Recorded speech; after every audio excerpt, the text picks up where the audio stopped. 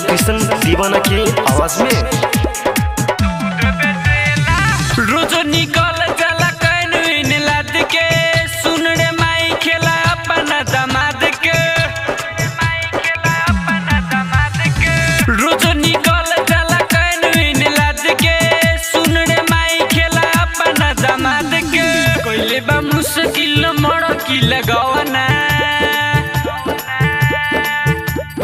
रे माई रे जमाई तोर दूध बेचेला। माई रे जमाई तोर दूध बेचेला।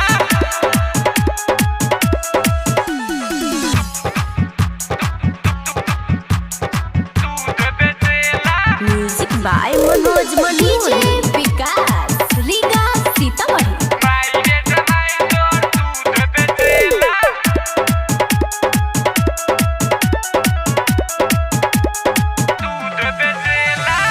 गावे गावे जाला तो हीरो खूब बनेला। बाइक में तेल धके रेस खूबे करेला।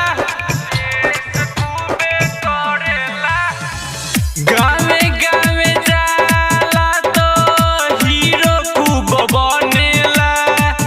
बाइक में तेल धके रेस खूबे करेला। छौरी से दूध किने छौरा से बेचला।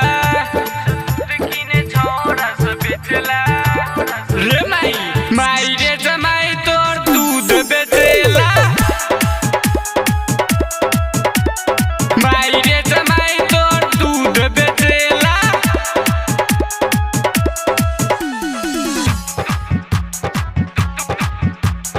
दूध बेचेला। डीजे विकास रीगा सीतामढ़ी। माई रे जमाई तोर दूध बेचेला।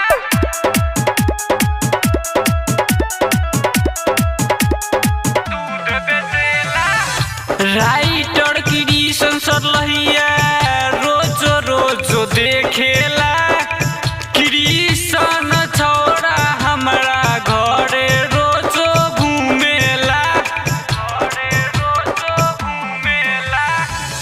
राइटर कृष्ण सरलहिया रोज रोज देखेला। कृष्ण छोरा हमरा घरे रोज घूमेला। अर्जुन शिव माई रोज तंग करेला। रे माई रे जमाई तोर दूध बेचेला। माई रे जमाई तोर दूध बेचेला। सम्राट डिजिटल रिकॉर्डिंग स्टूडियो रामबन बाजार।